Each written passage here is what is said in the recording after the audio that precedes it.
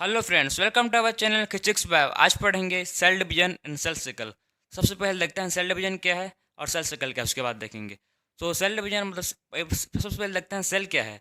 तो cell is a basic structure and the fundamental unit of life. अब हम लोग पता है कि सेल क्या है, एक बेसिक यूनिट है और फंडामेंटल यूनिट है हम लोग के लाइफ के लिए।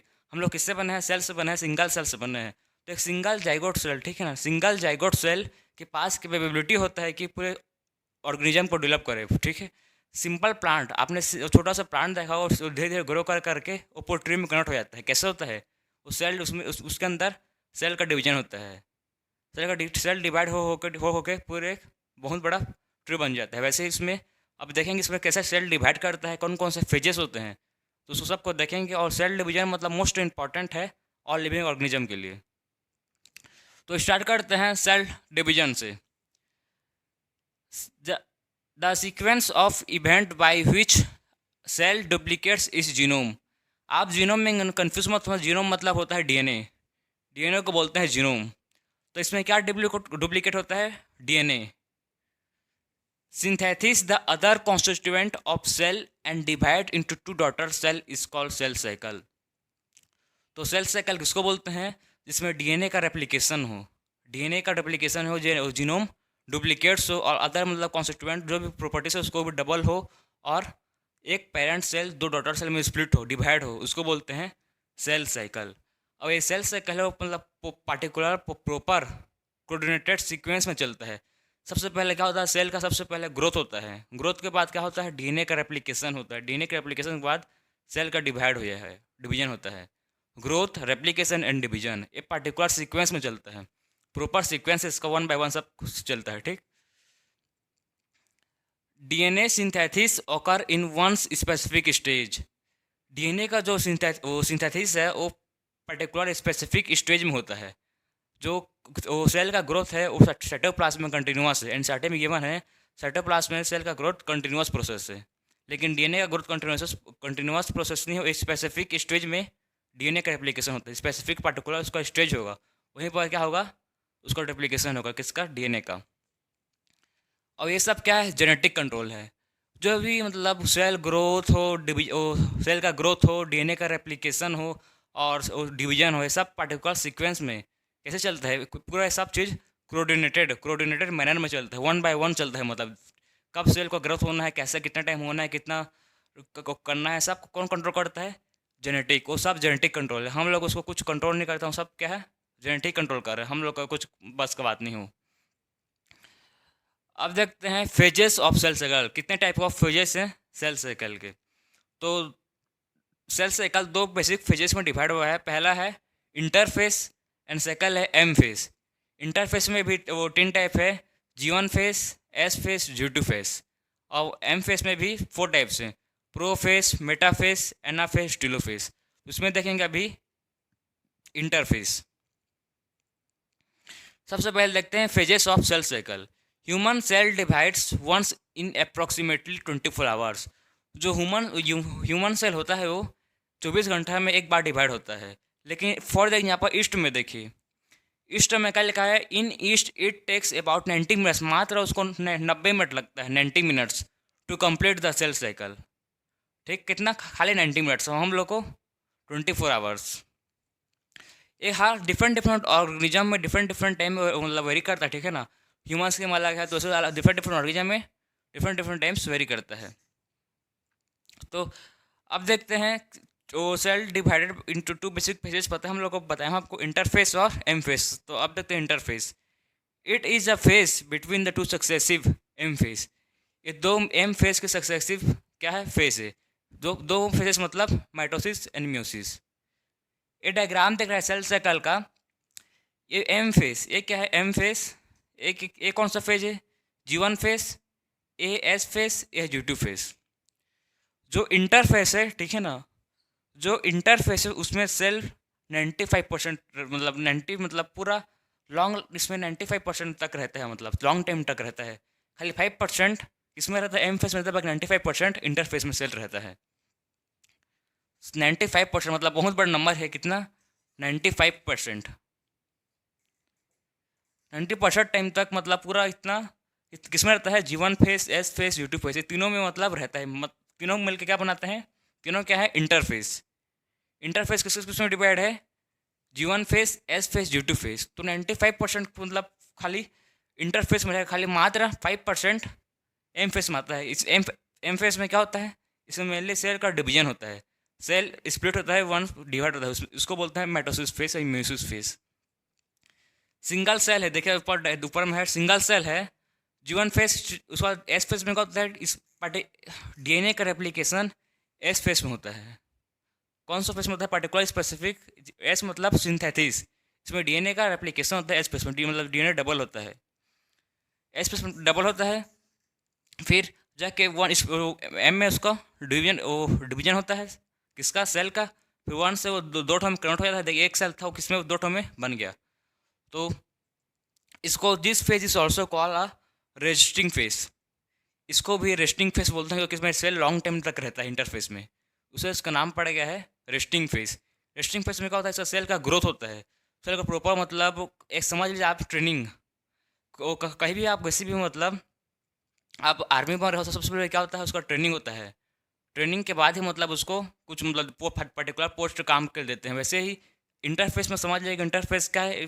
ट्रेनिंग स्प्रेड है, उसमें सेल को पूरा ट्रेन को ग्रोथ कर रहे हैं, ग्रोथ कर रहे हैं, डीएनए रेप्लिकेशन ताकत दे रहे हैं उसमें, मतलब सब रिलेट कीजिए, ठीक है ना। सेल को तैयार कर रहे हैं, पूरा ग्रोथ कर रहे हैं उसको, फिर उसको देंगे एम फेस में, सेल डिवीजन के में। सो अब देखते हैं इसका इंटरफेस का फेजेस। सो इंटरफेस का मेन 3 फेस होता है। पहला फेस है G1 फेस, उसको बोलता है गैप फेस। और सेकंड है एस फेस को बोलता है सिंथेसिस फेस। एंड थर्ड है G2 फेस को बोलते हैं गैप 2 फेस। सबसे पहले देखते हैं G1 फेस। उससे पहले डायग्राम देखिए, जो डायग्राम है जो आपको देख रहा है G1 फेस, तो G1 फेस मतलब कहाँ किसके किसके बिटवीन में है? इंटरवल में है। एम फेस और एस फेस के बिटवीन में क्या है? G1 फेस है। एम फेस क्या है? माइटोसिस और नहीं तो मियोसिस फेस। सो G1 फेस में होता क्या है उसको देखते हैं। Cell is metabolically active and grows in size. जो G1 फेस में क्या होता है? सेल एक्टिव होता है और अपना सेल का ग्रोथ होता है इसमें। अब देखते हैं S phase, synthesis phase. Replication of DNA take place and DNA get double not chromosome. जो एस फेस है, सिंथेसिस फेस है, उसमें क्या होता है? डीएनए का रेप्लिकेशन होता है, डीएनए का रेप्लिकेशन होता है। जो दिख रहा है आपको G1 किसके बीच में है? एस फेस G1 और G2 के बीच में, इंटरवल में, बिटवीन में है ये, ठीक। DNA get double not chromosome. इसमें डीएनए डबल होता है, क्रोमोजोम डबल नहीं होता। इसका पूरा मैकेनिज्म आपको बताऊंगा। अब इसको पहले सबको देख लेते हैं, उसको बताऊंगा उसको उसको मेन मीनिंग क्या बोलना चाहता है वो। सेकेंड है G2 face, gap 2 face. Protein is synthesis in a preparation of mitosis. G2 face में क्या होता है? प्रोटीन सिंथेसिस होता है। क्यों? प्रिपरेशन करता है। अब उसमें मतलब उसको G2 के फेस के पास कहाँ जाना है? उसको सेल डिवीजन करने जाना है। उसको प्रोटीन सिंथेसिस करके अपने आप को सेल का पूरा ग्रोथ करता है, सेल का प्रोटीन सिंथेसिस करता है। G2 फेस किसको बोलता है? किसके बीच के इंटरवल में है? एस फेस और एम फेस के बीच में है G2 फेस, इसको बोलता है G2 फेस। अब देखिए, in adult animals some cells do not divide और may divide occasionally. These cells do not divide or further exit in G1 phase to enter an inactive stage called quiescent stage. ये बोलना चाहता है कि ऐसा कोई सेल होता है जो सेल इनएक्टिव होते हैं, सेल को कोई से स्टेज में डिवाइड नहीं करते हैं, ठीक है ना। डिवाइड नहीं करते हैं तो मतलब पूरी तरह से डेड भी नहीं होते हैं और ना डिवाइड भी नहीं करते हैं, इनएक्टिव फॉर्म रहते हैं। अगर डिवाइड होना चाहते हैं तो मतलब डिवाइड फिर से होना चाहेंगे तो हो सकते हैं, पूरी तरह से डेड नहीं हो जाते हैं, मतलब इनएक्टिव रहते हैं खाली, उसको बोलते हैं क्विसेंट स्टेज। तो कहाँ पर रहता है? फिर से एग्जिस्ट किस में करता है? G1 फेस में एग्जिस्ट करता है, ठीक। तो अब देखते हैं इसमें कि मेन 24 आवर्स में सेल एक बार डिवाइड होता है, तो 23 आवर्स तो किस में रहता है? इंटरफेस में रहता है। 23 आवर्स तक वो इंटरफेस में रहता है, मात्र 1 आवर्स उसमें रहेगा, वो एम फेस में रहेगा, माइटोसिस फेस में रहेगा। बाकी 23 आवर्स किसमें, कौन से फेस में रहता है? इंटरफेस में। उसमें सेल का ग्रोथ होगा, सेल का प्रॉपर ग्रोथ होगा, प्रॉपर डीएनए का रेप्लिकेशन होगा, ठीक। लेकिन उसके बाद उसमें देखते हैं कि सेल में कोई एरर है कि नहीं, उसको भी चेक किया जाता है कि सेल में कुछ एरर है कि नहीं। बाकी एनिमल में सोमैटिक एनिमल होता है, ठीक है, जो एनिमल होते हैं उसमें माइटोटिक डिवीजन है, उस सिर्फ सोमैटिक डिप्लॉयड सेल में होता है।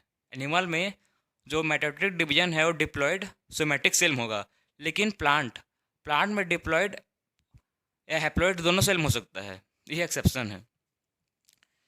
अब देखते हैं इसमें कि DNA get double not chromosome, इसका आप देखते हैं इसका मतलब कहना क्या चाहता है। तो देखिए इसमें बोलना ये जाता है कि डीएनए डबल मतलब जो क्रोमोजोम है वो डबल नहीं होता है, डीएनए का जो कंटेंट रहता है वो डबल होगा। अब कैसे होगा उसको आपको बताऊंगा। अब क्रोमोजोम मतलब जो एम फेस में क्रोमोजोम को बोलते हैं यूसिबल होता है, लेकिन इंटरफेस में क्रोमोजोम यूसिबल नहीं होता प्रॉपर। जो इंटरफेस होता है उसमें क्रोमोजोम कंडेंस फॉर्म में रहता है, प्रॉपर विजिबल नहीं होता, क्रोमेटिड के फॉर्म में रहता है। क्रोमोजोम इंटरफेस में क्रोमेटिड के फॉर्म में रहता है, वो विजिबल कौन सा फेस में होता है, एम फेस में, माइटोसिस या म्योसिस फेस में क्रोमोजोम विजिबल होता है। तो कोई सा एक क्रोमोजोम है, एक क्रोमोजोम है और एक सेकंड क्रोमोजोम है।